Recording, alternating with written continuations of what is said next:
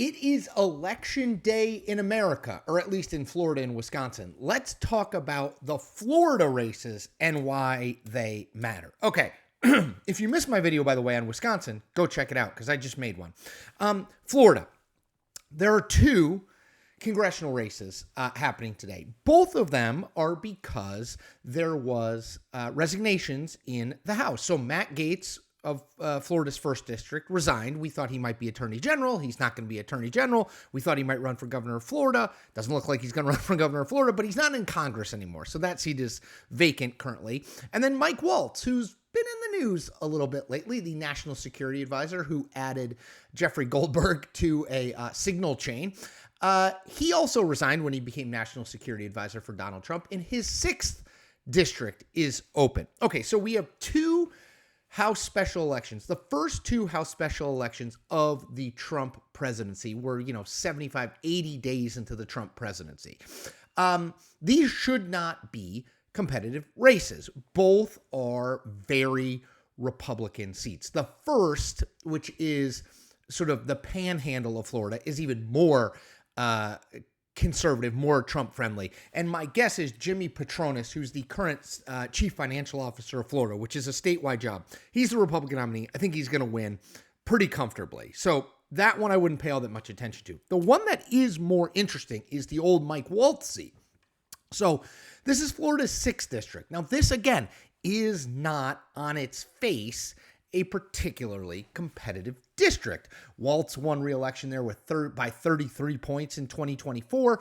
The same day, Donald Trump won the district by 30 points. I mean, this is not a place where we would expect there to be a really competitive race. And yet, there looks like there might be a real race here. So, the Republican candidate is a state senator named Randy Fine. Donald Trump has endorsed him. He was expected to cruise to this seat. He is not cruising to the seat. He is, in fact, struggling to the finish line. So there's a couple reasons why. Number one, he does not appear to be a particularly good fundraiser. He's raised about $900,000 for this race. The Democrat has raised $9 million for the race. Number two, he is not well liked by Ron DeSantis, the governor of Florida. DeSantis appears to be sort of openly against him. DeSantis was asked about why the race was so close, and he said this: "Is that a reflection on the president? Absolutely not. It's a reflection of the candidate that's running in that race." So DeSantis is not rooting for Randy Fine and not helping Randy Fine in any meaningful way. And then he appears to not be a particularly great candidate, in addition to not being a good fundraiser. And most importantly, I think, for sort of what it all means, in all capital letters, going forward, the Democratic base is extremely fired up, and the Republican base is sort of content and happy. And I'm going to talk more about that and why it matters in one sec. But right now, I'm going to tell you that you need to subscribe to my channel because this is independent news creation. I am out there every day analyzing, breaking down, reporting on the political news you need to know. And I'm doing it as an umpire who's calling balls and strikes no matter what uniform the batter at the plate is wearing. I am absolutely convinced we need more people like me. We need to support the independent news folks out here who are doing it without big legacy media behind them, but are trying to do it in a way that calls balls and strikes, that does not just say every pitch that a Republican throws is a strike or every pitch that a Democrat throws is a ball. That's me. That's what I'm doing. It's just me. No big corporation, no billionaire owner, just me. You see, what you see is what you get. I hope you subscribe. All right, so let's talk more broadly about that 6th district race and what it means. So I would expect that Randy Fine, the Republican state Senate nominee, will win, right? This, again, is a district where Republicans in an anywhere close to neutral political environment win easily. We're not even talking about this race. When Mike Waltz resigned his seat, no one was like, aha, that's a Democratic pickup opportunity, right? But the combination of Fine being a not very good candidate and fundraiser, DeSantis being sort of anti-Fine or at best neutral to Fine, and then the political environment with a liberal base very fired up, and a Republican base much less fired up. You add those three things up, and you have at least the potential of a race that is a single-digit race. I mean, look, if Randy Fine wins this race 54-46, 53-47, 52-48, I mean, that is a really bad sign for Republicans. If he loses the race, which I don't think he will, but if he loses the race, I mean, that is a catastrophe for Republicans, because I'll remind you, House Republicans have a 2-seat majority right now. That would mean they have a 1-seat majority in a seat that Democrats have absolutely no business competing in. So what does it all mean? Well, look, it's April 1st. Okay, Donald Trump has been president for less than 100 days. The 2026 midterm election is 600-ish days off. I haven't counted lately, but 600-ish days off. So I think we have to be careful of saying it means too much if the 6th district race, Fine race, is close, or if, and again, I don't think this will happen, but if Fine winds up losing. So I think we have to be a little careful. This is very early in the political season.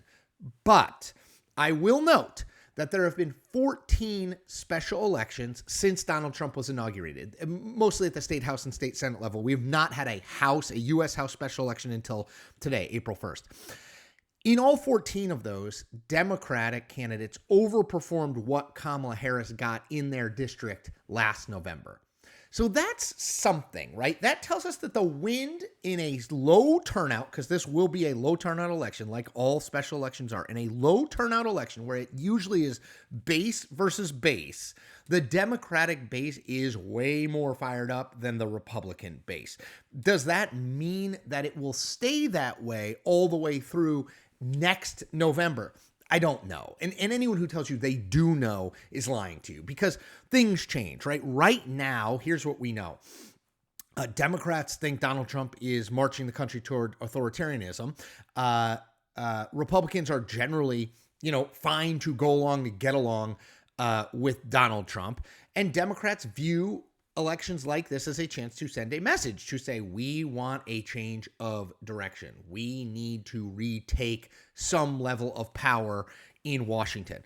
So that can matter. It's just, in a year, is Donald Trump still pushing tariffs? Are his poll numbers on the economy going down as they have been? Is the stock market still going down? Have prices on things at the grocery store still not gone down? Are we talking about inflation or a potential recession? If we're talking about those things, then yes, I think this will be the canary in the coal mine. We'll look back and say, man, remember when that Florida 6 race was close and it never should have been? That told us what was coming in 16 months. We did that in 2017.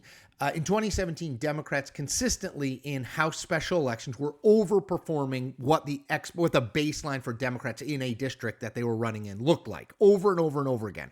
And we wondered, is this a barometer? Is the weather vane pointing in Democrats' directions? And the answer is yes. In 2018, they won overwhelmingly on the House side, picked up dozens of seats, and retook the majority. So it was an indicator. Could this be that? Are we looking at, is April 2025 similar to 2017 for Democrats? It might be. And, you always would rather overperform than underperform, right? Either party. The question, though, is, with Trump, so much is changeable. It's unclear what in a year he'll be talking about or doing, or where his poll numbers will stand, or what he'll be doing with tariffs, or what the Republican Party will be doing as it relates to Trump, what the Democratic Party will be doing. So I caution not to make too many sort of broad predictions on what happens, particularly in that 6th district race in Florida tonight. But I will say, look, if Randy Fine loses, if Republicans lose, this will be a massive national story that suggests there is a major backlash to the Trump presidency, and it will be justified because Republicans have no business even having this race be a single-digit race. It appears like it may well be. If it is, or if Fine loses, look for it to emerge as a massive national story, but always be slightly guarded. Remember, April 2025 is not October 2026. All right, that's it for me today. Thanks for letting me nerd out about House races a little bit. As I mentioned earlier, I hope you subscribe to this channel. I am making content every single day, trying to explain the political world by calling balls and strikes no matter what uniform the batter at the plate is wearing, which I think matters now more than ever. Two other things you can do. You can like and subscribe. That helps with the YouTube algorithm. That helps people who don't subscribe to this channel see these sorts of videos, and I hope become subscribers, which that then in turn allows me to make more content like this. Last thing I ask you to do, just tell your friends about it. Just if you see someone who maybe you see them every day, maybe you text with them, maybe you see them at the grocery store, tell them, hey, I know you like politics. I know you're into this stuff. Here's a guy who you should subscribe to. Give it a subscribe. It's free. Just hit the subscribe button. That's all I ask of you. Thank you, guys. Take good care. See you tomorrow.